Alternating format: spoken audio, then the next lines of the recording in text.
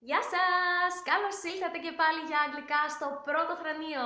Είμαι η Φιλενάδα σου, είμαι ελπωμένη και αυτό είναι ένα μάθημα προφοράς. Θα σου δείξω 3 βασικά βήματα για να μπορείς να καταλαβαίνεις τους native speakers and that you can talk in a natural way.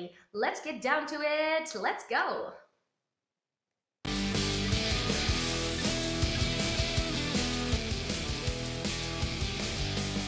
Syllabic language, and that makes it so complicated and difficult for all of us non-natives to cope with right pronunciation and good pronunciation. Now, let's get down to it. 3 βήματα είναι αυτά που θέλω να σου δείξω σήμερα. Το πρώτο, στα αγγλικά έχουμε linking sounds. Έχουμε ήχους που ενώνονται μεταξύ τους από λέξη σε λέξη μέσα στην ίδια πρόταση. Θα δώσω 2 παραδείγματα.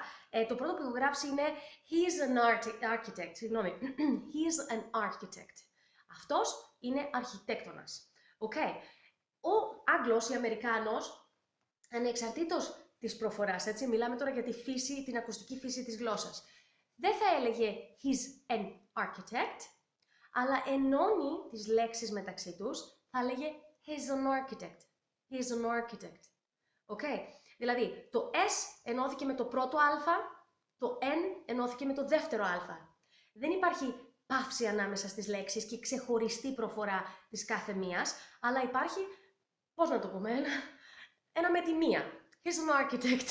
Okay. Second example, what did you do? What did you do?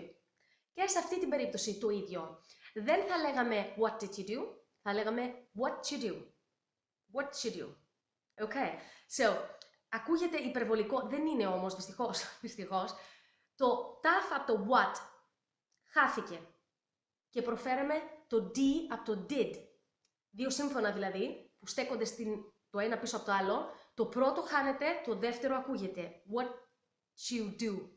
Το d επίσης, το τελευταίο d από το did, επειδή ακολουθεί y, είναι σύμφωνο, ακολουθεί y. Χάνεται και ακούγεται στο y ένας ήχος what you do. Okay?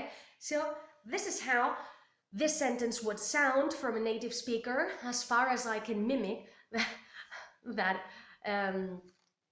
that pronunciation. What you do would be correct. Now, moving on to the second one, δεύτερο tip δηλαδή, silent letters. Σημαίνει άϊχα γράμματα στις λέξεις. Άϊχα γράμματα. Πολύ συχνά άϊχο γράμμα είναι το «η» στο τέλος της λέξης. Ας πούμε, το αγαπημένο μου όνομα Mike ή Tide ή Bike. Okay. Άϊχο είναι το τελευταίο «η» και γι' αυτό το λόγο το προηγούμενο φωνήεν προφέρεται μακρύ. Okay? Mike or bike. I have a video regarding short and long vowel sounds.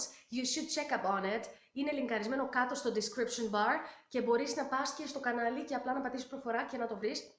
Okay. Μην το κάσεις για να δεις τι είναι μακρύς και τι είναι κοντός, ας πούμε σύντομος ήχος των φωνήεντων στα αγγλικά. Σε αυτή την περίπτωση όμως, Mike, Bike or Tide, όλα αυτά έχουν ένα άϊχο ε στο τέλος, ένα άϊχο e. Okay. Επίσης, άϊχα υπάρχουν μέσα στη λέξη πολλές φορές. Για παράδειγμα, foreign, η λέξη αυτή, foreign, έχει ένα G το οποίο δεν προφέρεις, foreign. Απλά you skip it, το προσπερνάς, ναι. Foreign, or bomb, και αυτό είναι μια καλή λέξη. Έχει η λέξη βόμβα, έχει ένα B στο τέλος, ένα σύμφωνο, είναι μια χαρά, κι όμως στην πράξη δεν το λέμε, bomb.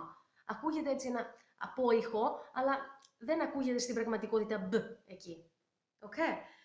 Τρίτο και τελευταίο tip, εδώ κρατήσω καλά, είναι ήχοι οι οποίοι εξαφανίζονται. Sounds that disappear, as in the sentence I went there last night.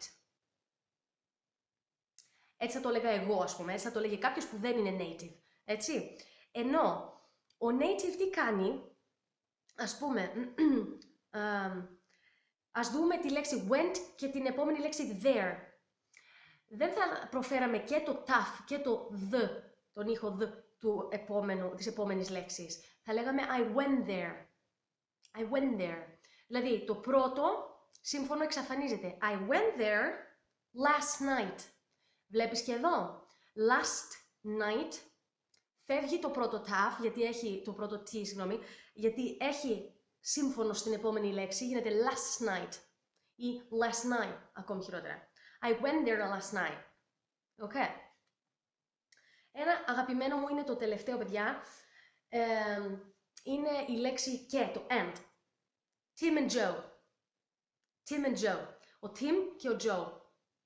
Τι έγινε εκεί? Το d από τη λέξη and δεν ακούστηκε καθόλου και αυτό γίνεται στην πράξη στην καθομιλουμένη. Το γράφεις, δεν το λες. Tim and Joe or Mary and John είναι N, έτσι. Το τελευταίο D εξαφανίζεται. Έχουν τα κουλά τους στα αγγλικά, αλλά πιστεύω ότι μπορείς να τα καταφέρεις. Αν είσαι καινούριο στην παρέα, δώσε ένα hit στο subscribe button για να μην χάνεις upcoming videos. I'll keep you posted, guys, and give you a big kiss. Mwah!